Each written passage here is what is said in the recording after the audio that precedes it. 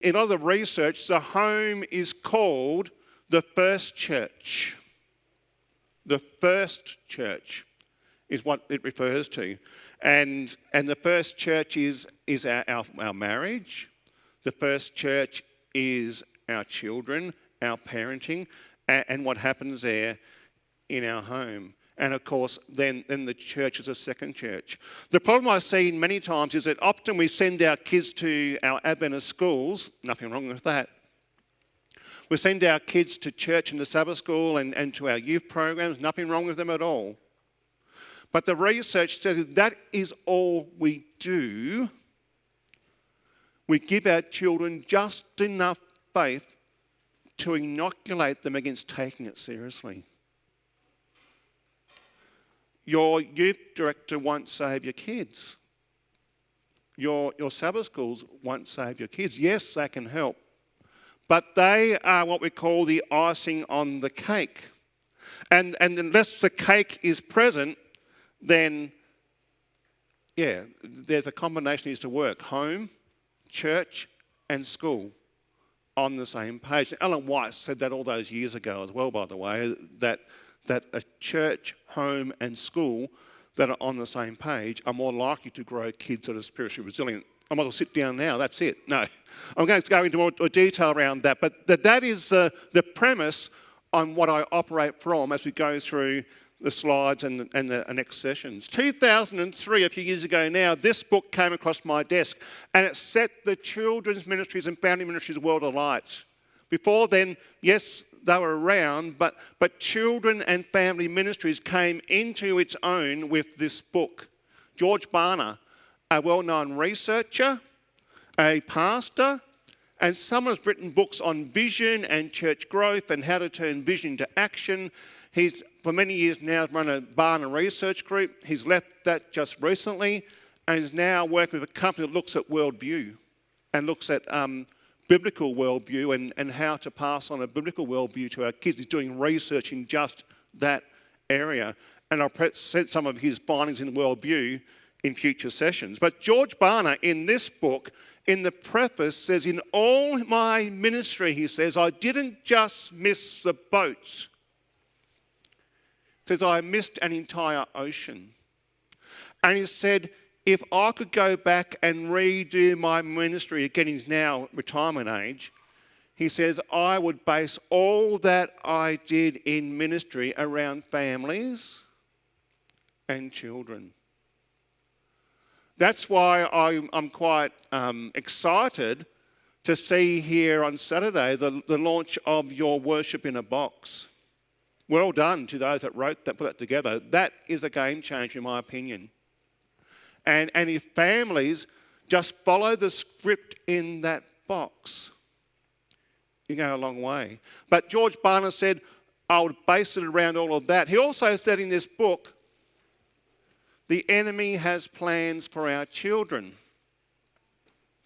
The question is, do we? Now, this book is still available if you talk to your ABC, they're already in. It's still available in good Christian bookstores. It's been so good, it's been printed again and again and again. And the stats in there are now old, but if you go to Barna Research, barna.org, you'll find updated stats because he keeps researching these same things again and again and again. It keeps coming back as relevant to today. He also identified for the first time what we call the 4 to 14 window. What he discovered was this. He did some research in when most people make a decision to follow Jesus. And if you can read that there, ages 4 to 14, 32% of all those that make a decision in that age bracket. Then the next one is 14 to 18, and it's around about 4%.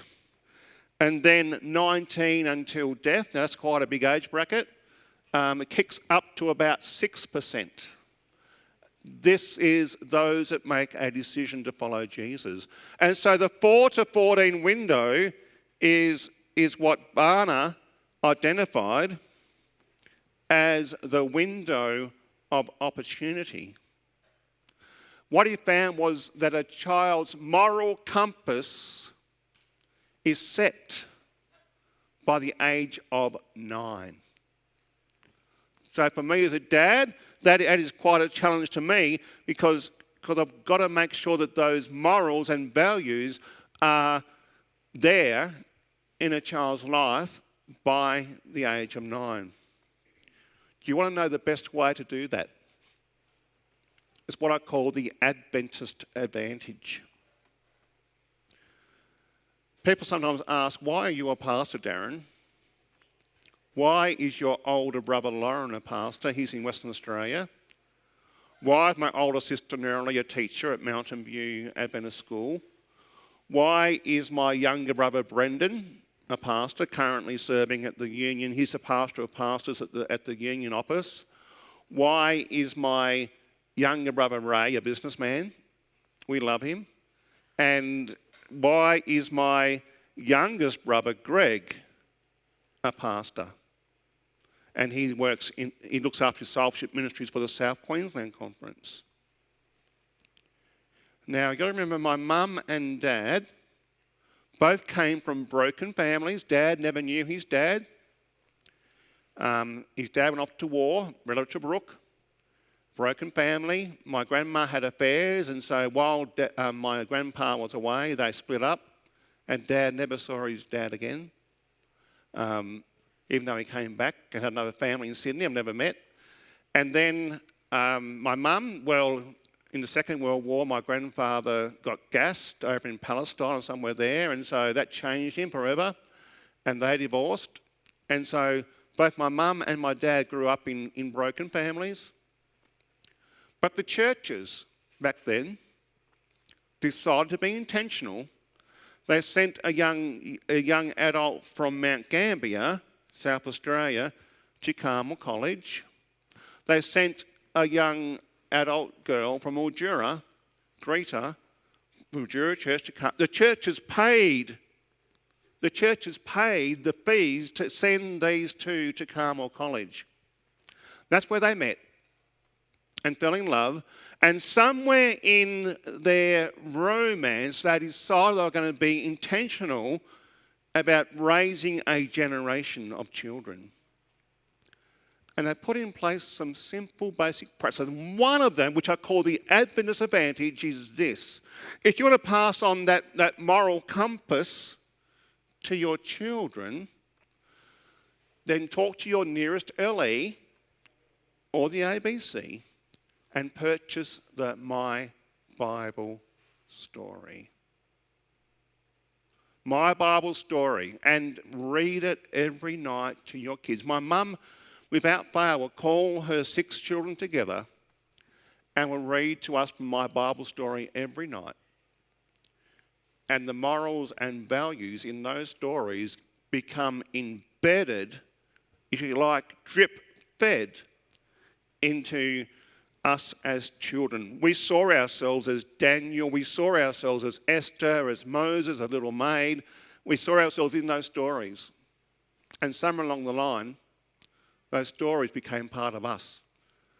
Moral compass is set by the age of 9. And their lifelong decision, as Barnes said, is normally made by the age of 14.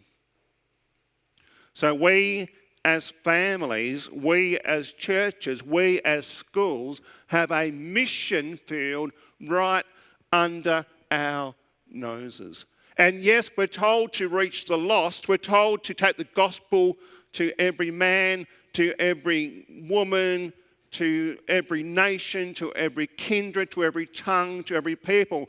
But when Jesus waits for the harvest field, then every second person in that harvest field he waits for is a child below the age of 14, according to stats. And so often we assume. We often have what we call holding tanks with pizza, where we say, yes, they're too young to make a decision. So we hold off. And we, even when they make a decision, we don't take it seriously. And I know where we've got this idea from that our kids are too young to make decisions. Because we look at the Bible, Samuel, Daniel, the little maid. There's story after story of children who God called when they are young. I mean, look at even Ellen White. She was not hardly even a teenager when God placed his prophetic calling upon her. It's in our very Adventist DNA. She was only, I think it was 9 or 10 when she got baptised. My son made a decision for Jesus when he was aged 4.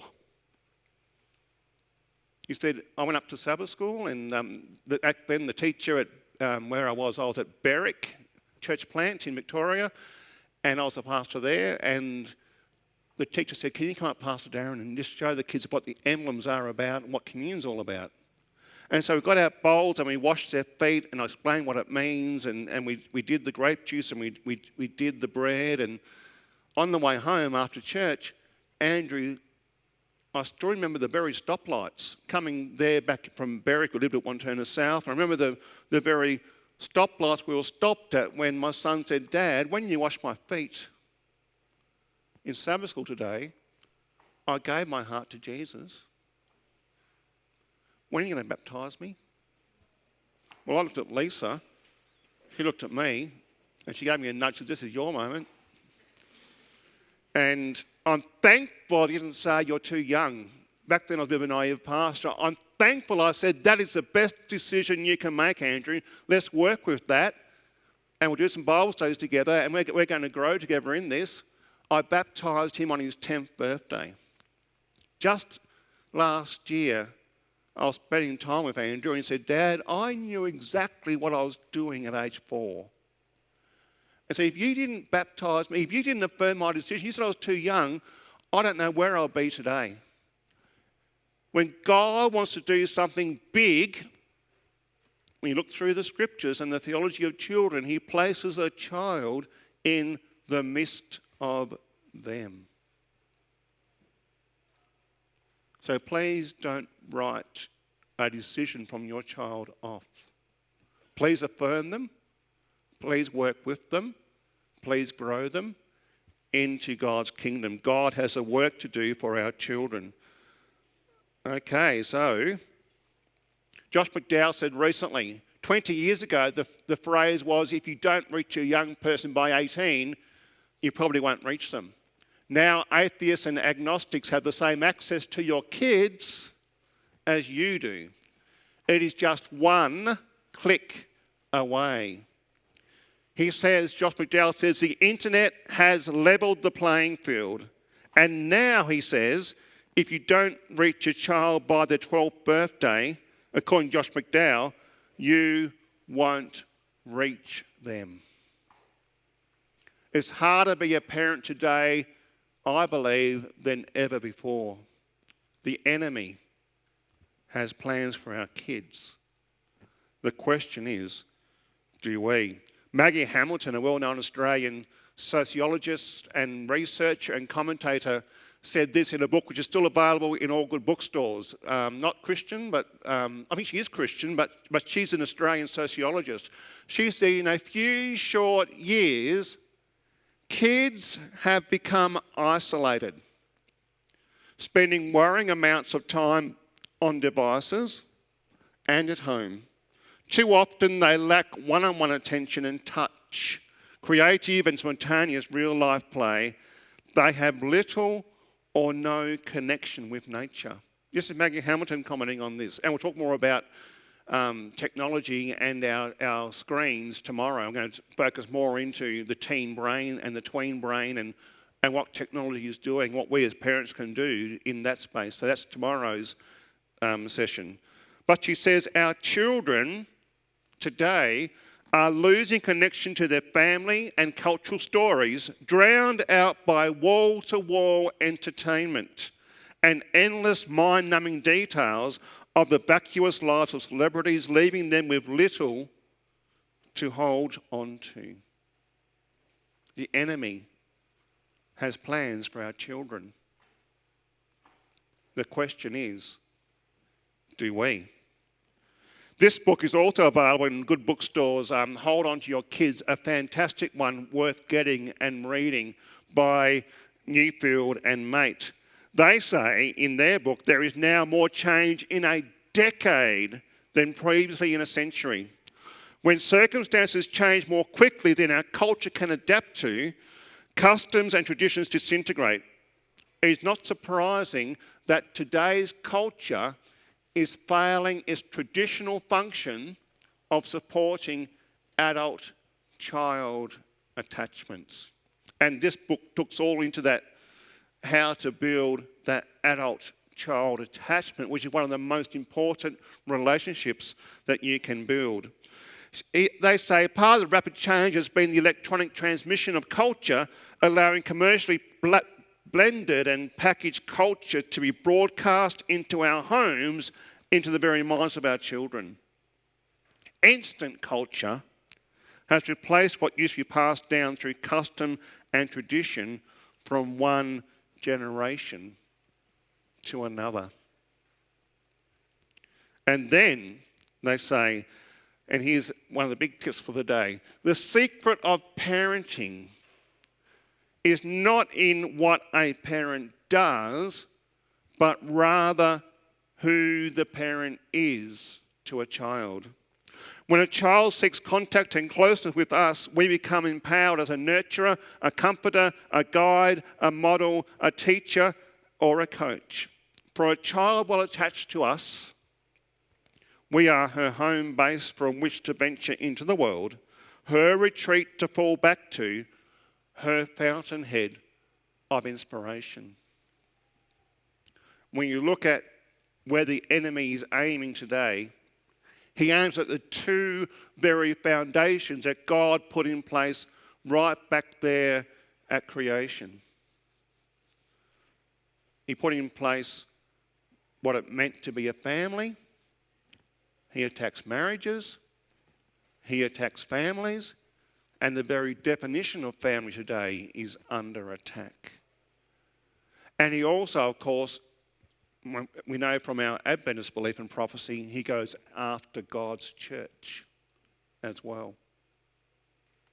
He knows if he can win the battle for our kids, he's on the way to winning, or he thinks he's on his way to winning the war. So what is the key forward? This book I read recently, Boys Should Be Boys, again, a great book to get in our bookstores.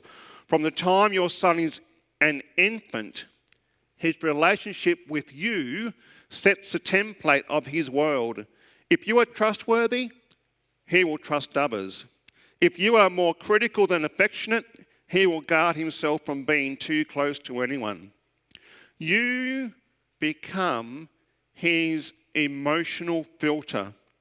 All his future relationships will be fitted into the framework of his relationship with you. Now, that is a challenge to me as a dad. You see, when it comes to love, children spell love as T-I-M-E. That's how children spell love. So what's the enemy done? He's made parents' time poor. We are busy out there. And as interest rates go up and home ownership becomes something that's sometimes out there, we are busy just trying to keep the bread on the table, to pay the home loan, to pay the school fees, to just keep ahead of things. And sometimes we as parents are spinning our wheels, and now often it takes a mum and a dad to work to keep that income coming in that's required.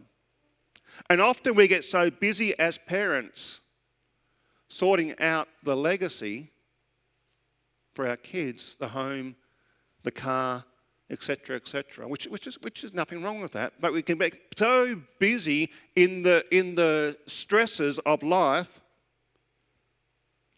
that time with our kids seems to get squeezed a little. And the enemy's happy when that occurs. That's why I'm glad the worship box is there as something that we can use as a resource to grab a divine moment. And I guess all I say is that what we need to do in today's day and age is grab moments with our kids.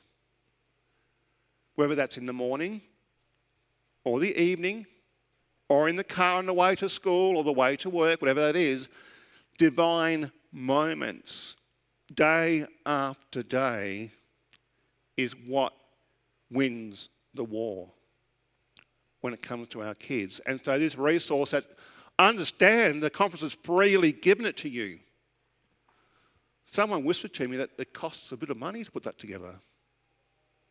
It's an investment that the conference has made in you, and it's not a small investment in what they've spent. But the conference, your conference, sees this as serious enough that they want to invest in families, and they've invested those dollars into your families as a way to do that, and I applaud them for it. They're telling you that your family is significant, and those divine moments that you capture whenever you do it, there's not a set time, whenever you do it, it makes a difference. In fact, research says if parents do one thing, one moment during the week to point the hearts of their kids to the divine, just once a week, that's far more powerful than anything preached from the pulpit on Sabbath. Wow. I'm a preacher. I love preaching, but the research is saying if I can get my parents in my church to do one thing during the week with their family, that trumps what is preached from the pulpit. And I think I can find time as a parent to do one thing during the week, to spend time with my kids. This book is also a recent book in our bookstores, and it's saying it agrees with what our other two researchers have said. What we are seeing is a collective downgrading of humans right now today, and the upgrading of machines. He says we are becoming less rational, less intelligent, less focused, and less content as computers take over our lives. The average child today spends around about 8 hours per day in front of some sort of screen. Now you add that up over a week, that's a lot of hours. Now, I'm not saying that screens are wrong. I've got my iPad and my iWatch and my iPhone and all my why do they call them iThings? But yeah, they're all iThings. I love my iThings. I love my technology. My son Andrew, even more so, loves technology. He's got to have the latest phone, and he upgrades to get the latest phone. Nothing wrong with that. But if your technology is controlling you, and that's all you spend your time on, then I have a problem with that. And I'm going into tomorrow's research, but if our kids are spending all of that time, most of that time on online gaming and social media, then who is parenting our kids? There's a question to think about. Well, that's again looking into tomorrow.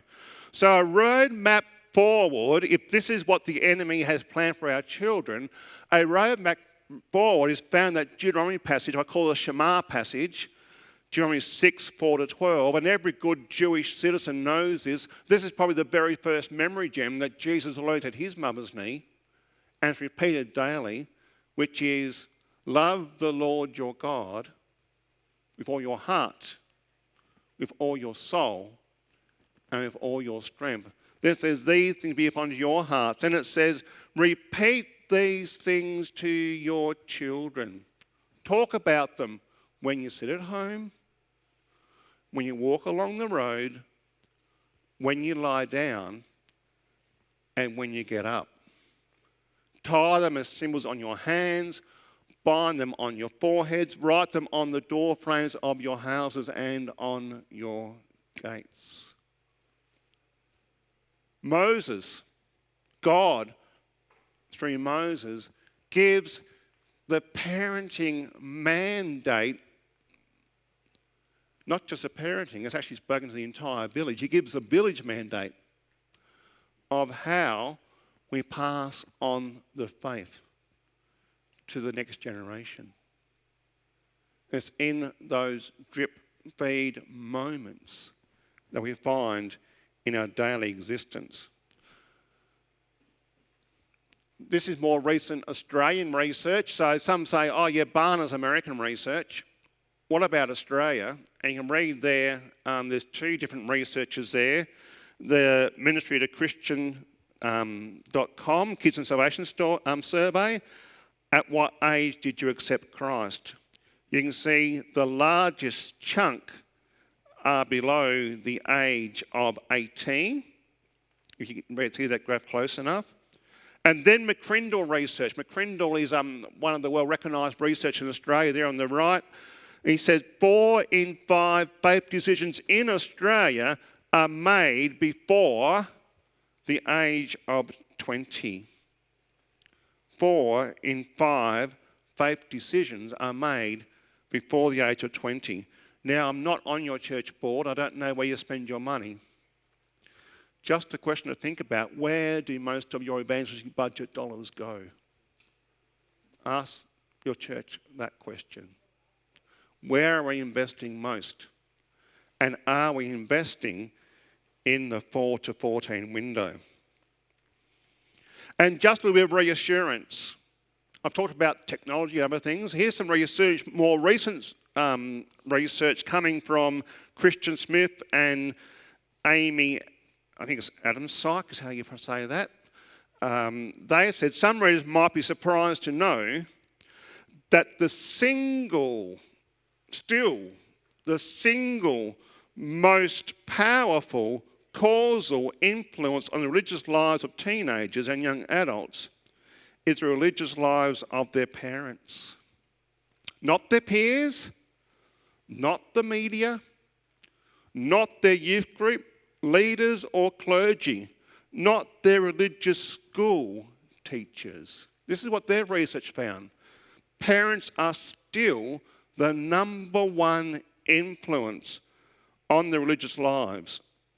Myriad studies show that beyond a doubt, the parents of youth play the leading role in shaping the character of their religious and spiritual lives, even well after they leave home and often for the rest of their lives. Furthermore, and this was really shocked me, this parental influence has not declined in effectiveness since the 1970s. Now, I was born in 1968, so this is right where I'm at, if you like. And you think about all that's happened since the 1970s. I remember as a kid going into Kmart just down the road there in Mildura because there was the whiz-bang, the latest technology. A Commodore, 64 kilobyte. And we were told this was the best that you could get anywhere. It was going to change the whole world, and it was going to bring in a new age where no more 40-hour weeks, more time to spend with your family. So we just got busier.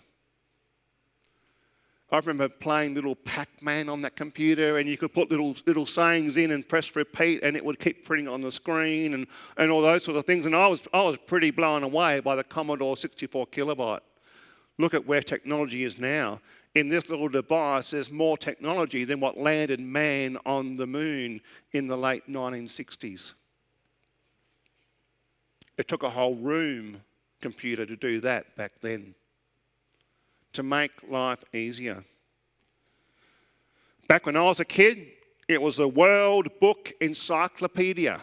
I can remember when the lady came and we got this chipboard veneer bookshelf and World Book across the top and Childcraft down the bottom. Some of you are nodding your heads, remember that. And then we had all of the 10-year-old technology right in those books, and I could do my homework now at the kitchen table with a World Book Encyclopedia. Well, now kids just ask Siri or Google it. And kids are Googling all types of stuff, and I'll talk about more about that tomorrow. But all that has happened, so despite all that has happened in the past 50 or so years that I've been on this earth,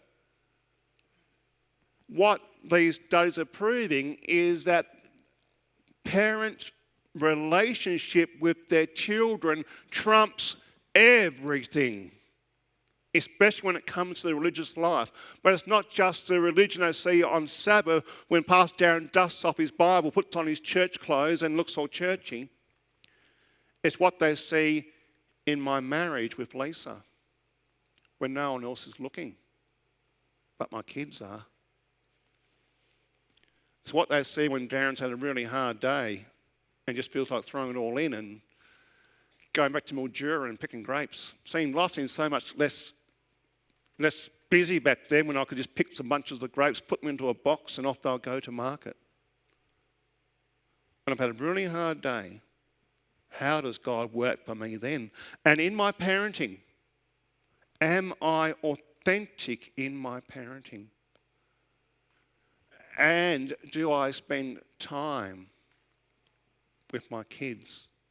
These are the things that pass on faith. Kids need to see 24/7 faith, not just seventh-day faith.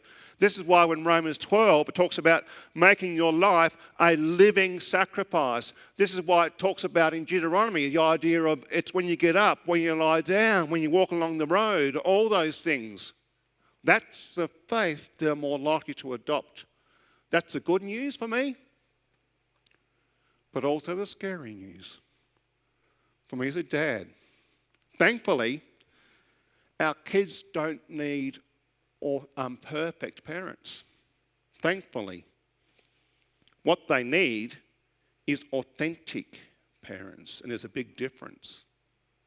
Parents who trust God, who are forgiven, who model the kingdom values of mercy and justice and righteousness, who ask their kids to forgive them when they do things wrong to them, who model an authentic marriage, not a perfect marriage, and who show their kids what authentic faith looks like. Not perfect faith, authentic faith. That's what they need to see. And according to research, that faith is more important in passing it on than, as I said, preaching at church or reading stories. Now, reading stories, there's a whole lot of research around that. But authentic faith, authentic parenting, authentic marriages is more potent when it comes to passing on that faith to the next generation. I was just reading Maggie Dent recently. She's written 2 good books, one on boys and one on girls. If you haven't got them, they're worth getting. They're getting in our bookstores. She said in the book on boys, my research showed that almost 60% of men surveyed reported their mum was the most important person during their confusing teen years. So often when it comes to teens, we back off. But according to Maggie Dent, we need to lean in. And I'll find out more about that tomorrow as well. So, in light of what I've said, what makes for spiritually vibrant households? These are homes that have vibrant faith that are more likely to pass on the faith to the next generation and promote a faith that is resilient over time. So Barna did this research just recently. And it said, what were the factors that made faith resilient? And I was quite surprised at the low bar that they discovered made spiritually vibrant households. Here it is. Spiritually vibrant households that promote resilient faith over time are seen as having spiritual practices defined as praying every day or two, and reading the Bible at least weekly together. I can do it at least 2 or 3 times a week, if not more. Pretty low bar. Spiritually vibrant household. Spiritual conversation is defined as talking about God and faith at least weekly together. I can do it more than that because I drive my daughter to work at the moment every morning. I'll tell you what, I value that she's about to get her P's and I'm sort of holding it off because I've got one more year, a few more moments to just speak into my daughter's life.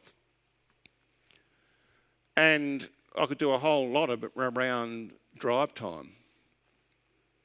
But there's something about you driving and your daughter's next door, and more particularly sons, by the way, and you're driving, you're looking out the window, and it's those conversations that occur that are powerful. If I can keep those little white thingies out of their ears and keep the technology off the car, turn it off, which I can press the off button. There's still power buttons, by the way, and we can control those. Some conversation occurs. On the way down, it's, how are you going, Madison? All right. What's happening in your life? Nothing. I get one-syllable answers. How's work going? Okay. It's hard being an adult, Dad. She's just learning what it means to be an adult. We just handed over her mobile phone bill, so she's paying her mobile phone bill. And she's paying for the maintenance on her car. And she's paying board. And so, Dad, when I earn my money and I pay all my bills, there's nothing much left. Yeah, I said, welcome to adulting.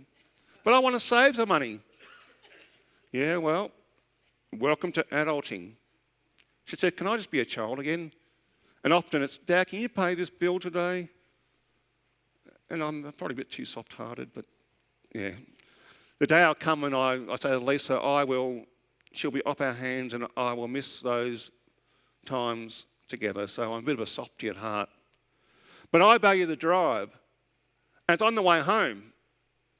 It's now I'm aharing as she tells me about her life. What's happening? Where she's at with her boyfriend. Now I want to know that as a dad. And where she's at with work and what's happening with some really hard questions about God come up.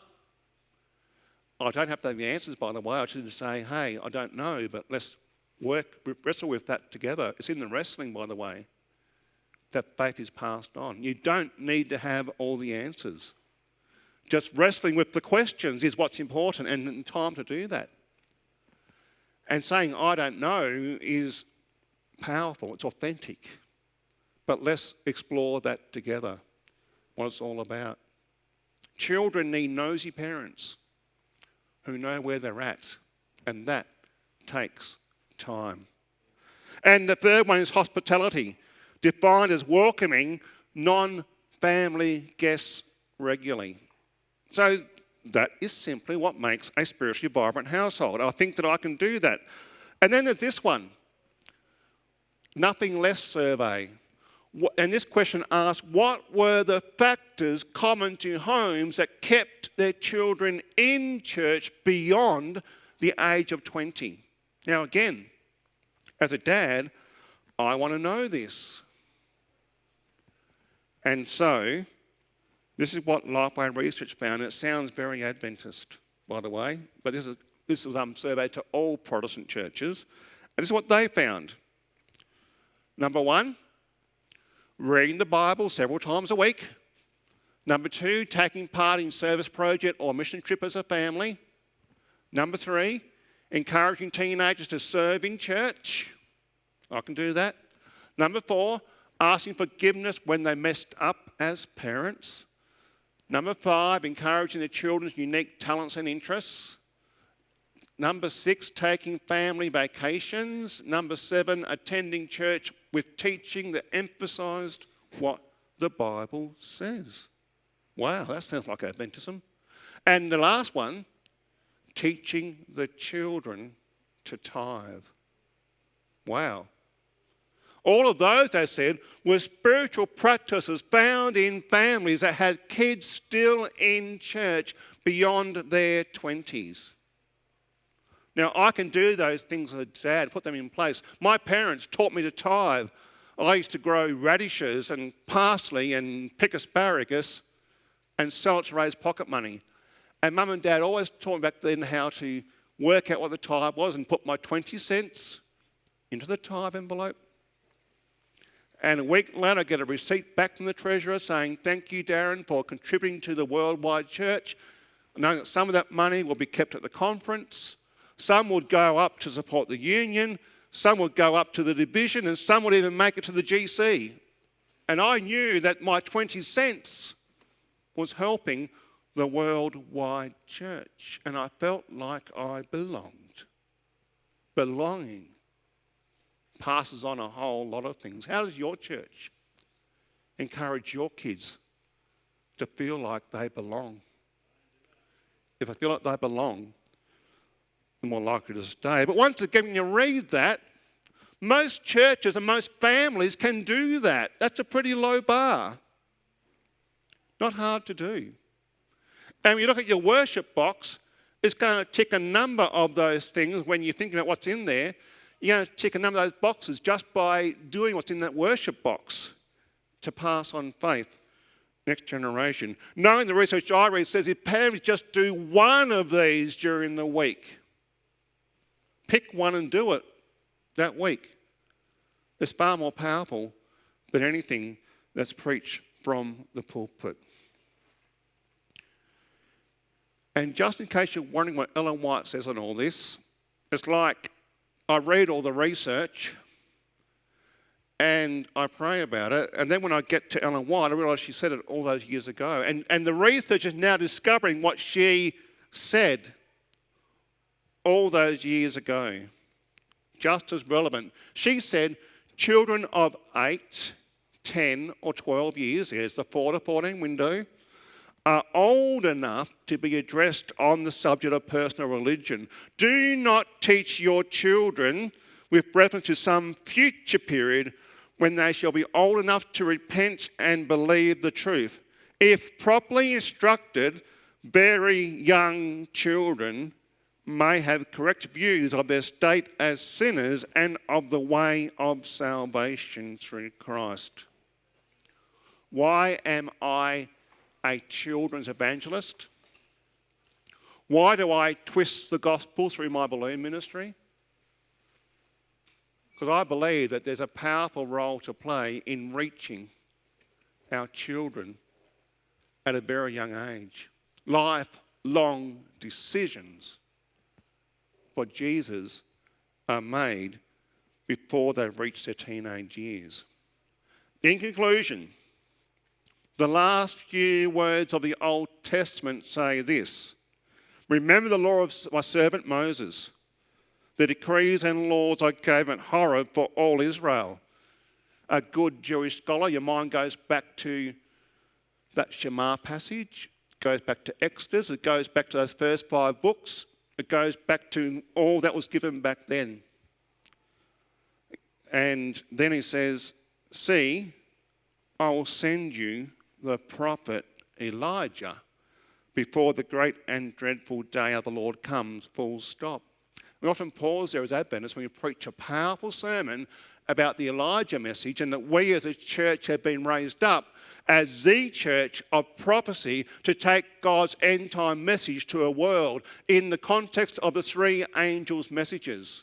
Do you believe that? Oh, good, I'm hearing it. I believe that. That's why I'm here as a pastor. Our birth notice as a church is mission in light of the Elijah message. We are the church that's been raised up to preach God's warning last time message to the world. And we preach that, but we don't read the rest of the passage. This is what it says. He, the Elijah message, will turn the hearts of the parents to their children and the hearts of the children to their parents. Or else I will come and strike the land with total destruction. Full stop. End of the Old Testament. The enemy has plans for our children. The Elijah message according to what this says, turns hearts, turns mum and dad to each other. Marriage, strong marriages. It turns hearts of children to their parents and vice versa. Using my chicken hat for a moment, and for those that know me know I love breeding chickens, our homes are the most potent discipleship incubator on the planet. Our homes are the most potent discipleship incubators on the planet, because we get probably 14, 15, 18, with my daughter now it's 22 years. I get those moments to have a front row seat to my son's life, to my daughter's life, and now I get to do it all again with my future grandchild. And that drip feeding of that Shema passage, Deuteronomy 6, 4-12, over time,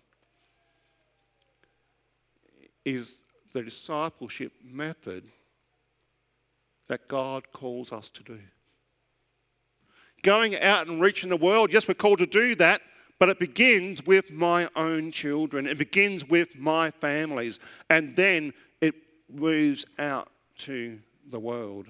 Our homes are like little churches, God's little lights throughout our communities. And when we get it right there, it can't help but permeate out to our community, and healthy homes grow healthy churches.